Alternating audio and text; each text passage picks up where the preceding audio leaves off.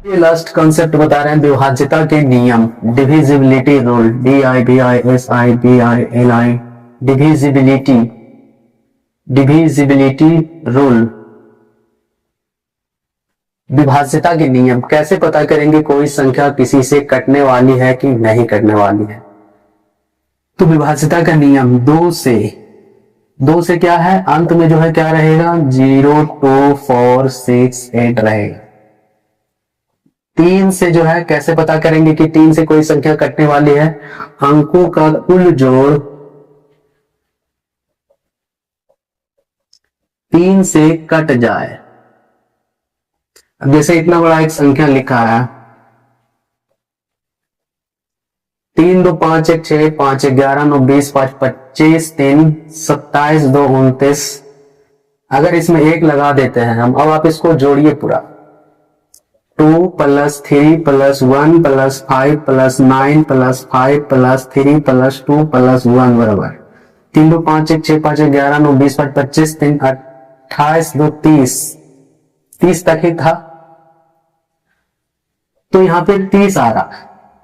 तो 30 आने का मतलब क्या हुआ, 3 से कट रहा है। जब 3 से कट जाएगा तो ये जो है 3 से क्या हो जाएगा, विभाज्य हो जाएगा। इतना बड़ा संख्या आपको उदाहरण लेके दिखा दिए। आप कोई भी संख्या ऐसी लीजिए जिसके सभी अंकों का जोड़ने पर अगर वो 3 से कट जा रहा है तो वो संख्या भी क्या होगी, 3 से कट जाएगी। 5 से डिविजिबिलिटी रूल क्या है, अंत में जो है 0 या 5 अवश्य हो।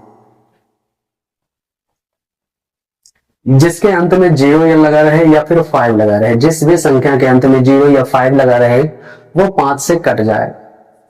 6 से कैसे पता करेंगे, जो 2 और 3 दोनों से कट जाए।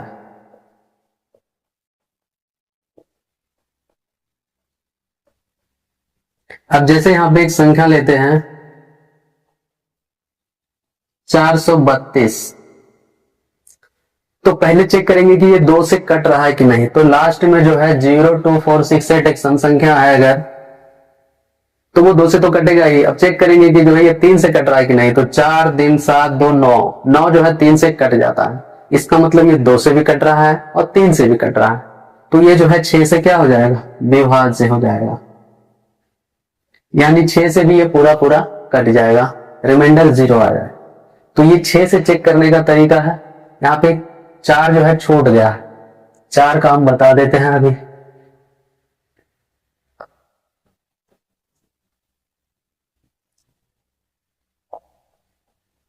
चार से कैसे पता करेंगे, अंतिम 2 अंक 4 से कट जाए। 4 से क्यों अब छोड़ दिए थे बीच में, उसका रीजन भी अभी आपको पता चल जाएगा।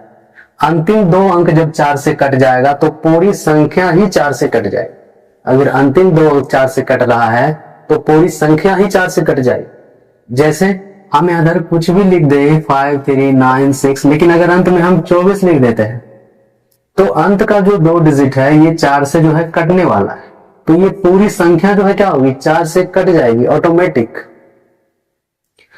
और यही जो है 8 से जब चेक करना रहेगा, अंतिम 3 अंक, कितने, 3 अंक 8 से कट जाए। अंतिम 3 अंक जो है 8 से कट जाता है अगर, तो पूरी संख्या ही 8 से कट जाएगी। अब जैसे 6 9 5 3 2, लास्ट में अगर हम लिख देते हैं 64। अब यहां पे देखिए हमारा जो है लास्ट जो है 3 डिजिट है 264, 8 तिया 24, 2 बचेगा 4, फिर 8 तिया 24 कट जाएगा। तो ये पूरी संख्या जो है क्या होगी, 8 से विभाज्य हो जाएगी। यही इसका कंसेप्ट है। जब 4 से अगर चेक करना हो तो लास्ट के 2 डिजिट चेक करेंगे, जब 8 से चेक करना हो तो लास्ट के 3 डिजिट चेक करना हो। अगर आप समझ गए होंगे तो अगर 16 से चेक करना हो तो लास्ट के 4 डिजिट अगर चेक कर ले तो कितना बढ़िया हो जाए। तो इतना ही याद रखना, 16 वाला का जरूरत पड़ता नहीं है कैलकुलेशन में। 8 से अगर चेक करना हो, अंतिम 3 अंक 8 से अगर कट रहा है तो वो 8 से जो है विभाज्य होगा। अब आगे बढ़ते हैं, इसमें 2 और है, 9 और 11 का बता देते हैं। 9 से अंकों का कुल जोड़ 9 से कट जाए, जैसे 7 2 9, 7 + 2 + 9 बराबर 18। तो ये 729। देखिए यहाँ पे जोड़ क्या है 18, तो 18 9 से कट रहा है। 3 वाले में क्या चेक किए थे कि 3 से कट रहा था जोड़ने के बाद। 9 वाले में भी सेम रूल लग रहा है कि जोड़ने के बाद 9 से कटना चाहिए, तो जो है वो पूरी संख्या 9 से कट जाएगी। 11 चेक करना रहेगा। 10 से तो आसान है कि लास्ट में 0 रहेगा।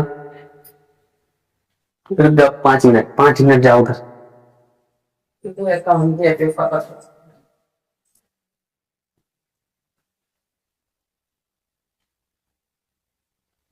11 से अगर चेक करना रहेगा तो कैसे करेंगे? तो इकाई अंकों का जोड़ नहीं, 11 से जब चेक करना रहेगा तब सम स्थान के अंकों का जोड़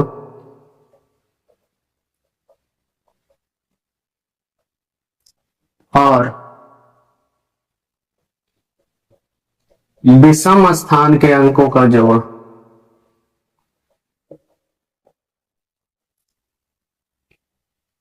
बराबर हो जाए,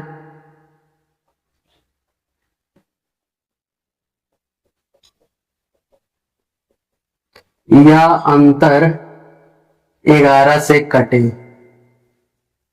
ये थोड़ा जटिल है, 11 से डिविडेड रूल थोड़ा सा जटिल है। कैसे जटिल है? जैसे यहां पे देखते हैं एक संख्या है 1331, तो कह रहा है सम स्थान के अंकों का जोड़ और विषम स्थान के अंकों का। तो सम जो है 2 4, राइट हैंड साइड से कैलकुलेट करना है, इधर साइड से। तो ये जो है सम स्थान है, ये सम है, ये भी सम स्थान के है, और ये 1 है, यहां पे 1 है। तो सम स्थान के अंकों का जोड़ और विषम स्थान के अंकों का जोड़, तो 1 और 3 कितना हुआ 4। सम स्थान के अंकों का जोड़ कितना हो गया 4, और विषम स्थान के अंकों का जोड़ निकालेंगे, विषम स्थान के अंकों का जोड़, तो ये भी 4 है। देखिए यहां पे दोनों बराबर आए, जब दोनों बराबर आ जाए तो वो संख्या 11 से कटेगी। या फिर हम 4 - 4 करेंगे तो 0 आ जाएगा। तो 0 जो है सबसे डिविजिबल है, 0 बटा समथिंग कुछ भी लिख दो चलेगा। अगर घटाने के बाद 11 से कटने वाली कोई संख्या आ जाए, जैसे यहाँ पे मान लो आ जाए, मान लो इधर आ जाए 17 और इधर आ जाए 6, तो 17 में से 6 घटेगा तो कितना आ जाए 11। कैसे 17 आएगा यहाँ पे देख लेते हैं। एक संख्या रहेगा 8 9 3 3। अब देखिए ये 9 और 8 कितना हो जाएगा 17 हो जाएगा, और ये 3 और 3, तो ये 3 और 3 जो है 6 हो जाएगा। 17 में से 6 घटेगा तो 11 बचेगा। जैसे ही डिफरेंस जो है 11 से कटने वाला मिले तो वो पूरी संख्या जो है, यानी कि ये 83 93 जो है 11 से पूरा पूरा कट जाएगा। आप भाग लगा के देख सकते हैं। तो ये था जो है डिविजिबिलिटी रूल, आपको समझ में आ गया होगा। आगे यूज करेंगे इसको क्वेश्चंस में। एक बहुत इंपॉर्टेंट टॉपिक जो लास्ट में हम आपको बता रहे हैं, सबसे लास्ट में डिविजिबिलिटी रूल से संबंधित है वो। एक इंपॉर्टेंट कंसेप्ट ये है कि जब कोई संख्या जो है 3 अंक की संख्या अगर दोबारा रिपीट हो जाए, अगर 3 अंक की संख्या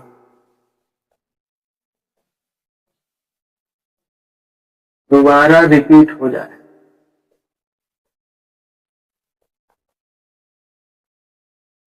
तो वह, अब 3 अंक की संख्या दोबारा रिपीट हो जाए, इसका कहने का मतलब है जैसे एक बार लिखे 343 और फिर उसके बगल में लिख दिए 343, इस तरह से, तो वह 7 11 13 से विभाज्य होती है।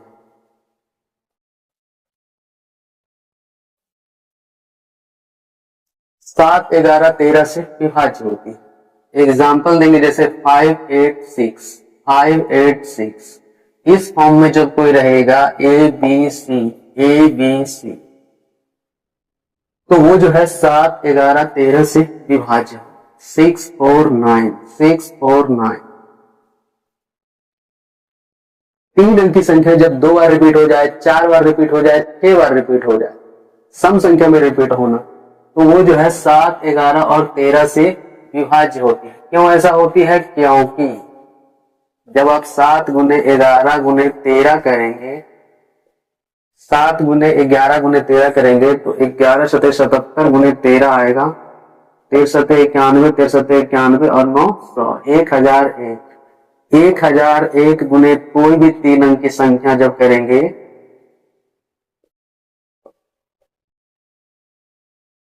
कोई भी 3 अंक की संख्या x y z करेंगे तो वो इस फॉर्म में आ जाएगा, x y z या ABC तो ABC के फॉर्म में, मतलब 2 बार रिपीट हो जाएगा।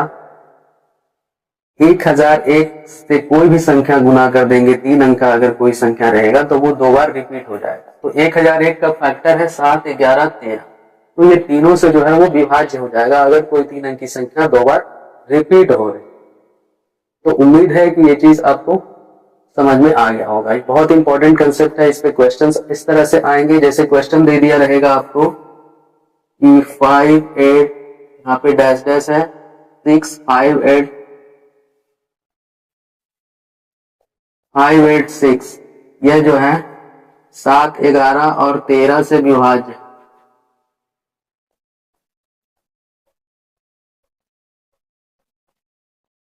तो खाली स्थान क्या होगा? तो यहाँ पे देखिए, जब भी अगर कोई संख्या 7, 11 और 13 से विभाज्य है तो वो 2 बार रिपीट होगा। तो इधर 5, 8, 6 है तो यहाँ भी 5, 8 क्या होना चाहिए? 6 होना चाहिए। तो ये लॉजिक है इस कंसेप्ट का। इस पे सवाल हम आगे करेंगे, पहले इतना आप समझ लीजिए, नोट कर लीजिए।